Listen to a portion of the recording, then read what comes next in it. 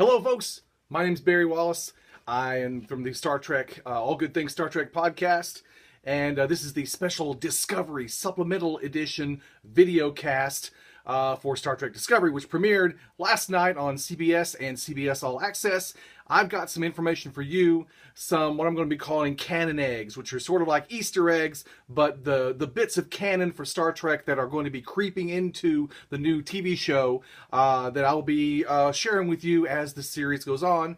It's going to be a companion to the All Good Things Star Trek podcast with me and my co-host Mike. But I'll be bringing these to you hopefully every week, and a little bit of information, maybe some things that you missed from the episode. But we're just going to go over these real quick, and we'll talk about the episode on the podcast. I may have a couple of comments here and there about the new episodes as they come along, but here's what I noticed in the episode 1, the premiere of Star Trek Discovery. It was called The Vulcan Hello.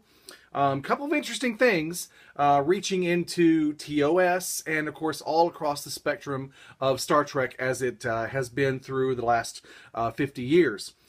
First thing they kept, the Klingons in the show kept mentioning Kahless.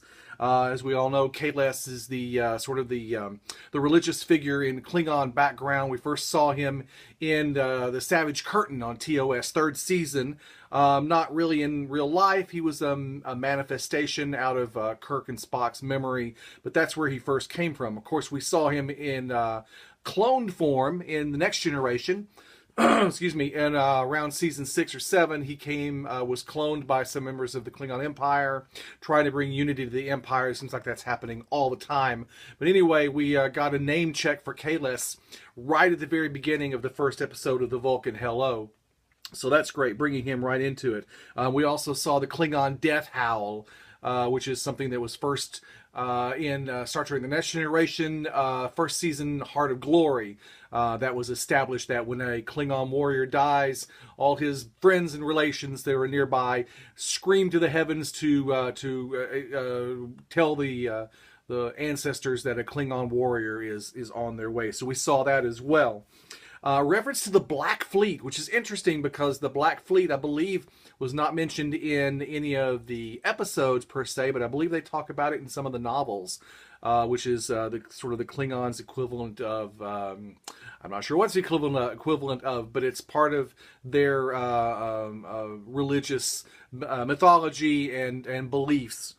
Of course, we also saw images of Vulcan children learning in these spheres on Vulcan.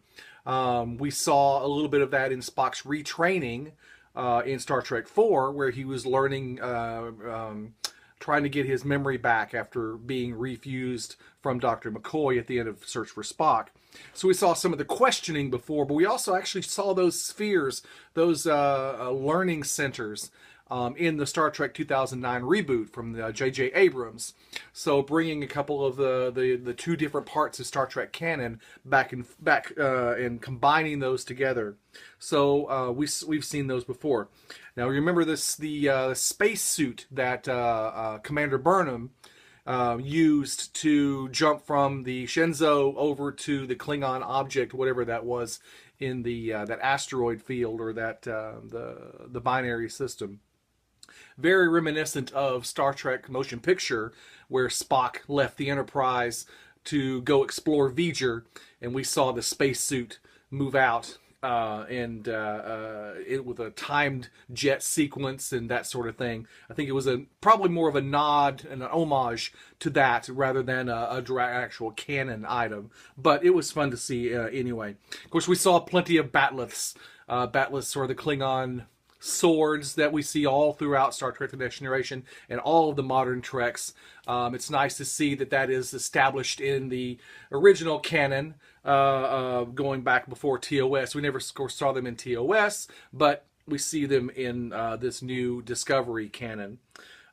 We have a name check for Andorians, of course. Andorians were one of the 4 or 5 original species that made up the Federation, the blue skins with the antennas.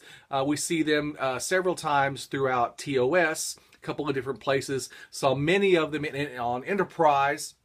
Saw very few of them in the Next Generation era episodes, which is interesting, and I wonder if it's a story in and of itself. I don't think we saw a single Andorian live during Next Generation DS9 Voyager.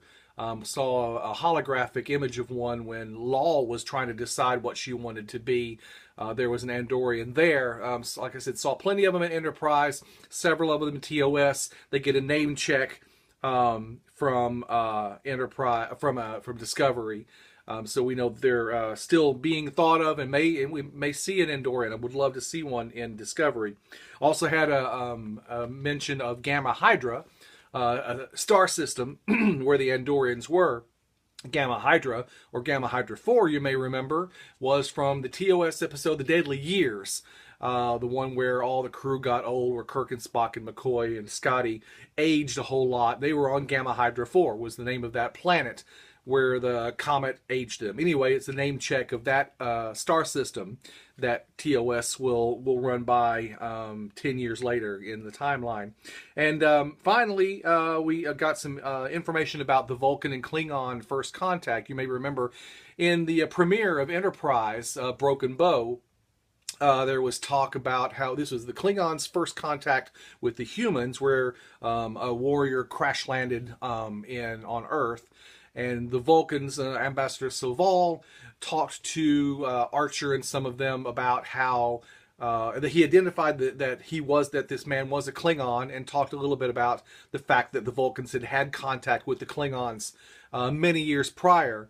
So there was a reference to that in Discovery, and actually a lot more description of what exactly happened in that first contact with the Vulcans, between the Vulcans and the Klingons, and what the Vulcans decided was going to be the response, or if they ever met Klingons in the future. Klingons. And then finally, let's say that's it. That's all the canon eggs I had for the first episode of the Vulcan Hello. So we'll be right back, and you'll see in the next segment the canon eggs, so to speak, for Battle at the Binary Suns. See you in a few minutes.